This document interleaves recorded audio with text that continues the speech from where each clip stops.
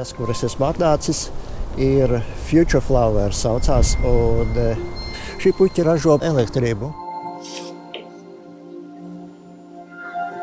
Internetā ir teikts, ka 60 lampiņas iedegās vējainā laikā. Vislabāk laikam var redzēt naktī, tagad ir diena, es galīgi neko neredzu, bet būs jāatnāk kaut kad vakarā arī. Viņi apskatās, varbūt izskatās ļoti skaisti.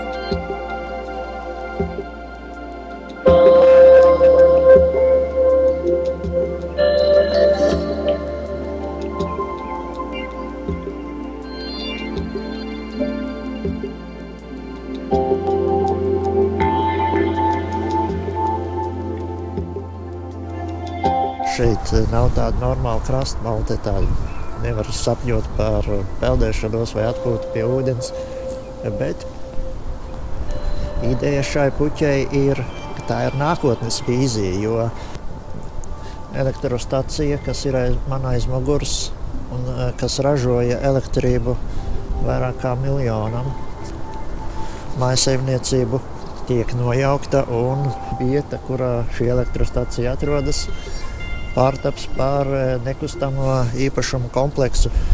Savukārt šī puķe simbolizē nākotni.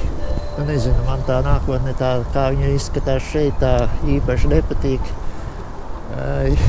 Sevišķi janvāra dienā, kad ārā ir augsts un puš vējš un kājas ir diezgan slāpjas, šeit diezgan viegli samērcēt. Nezinu, kā patīk jums tāda nākotne vai nepatīk. Es neteiktu, ka man patīk, bet tādas izskatās.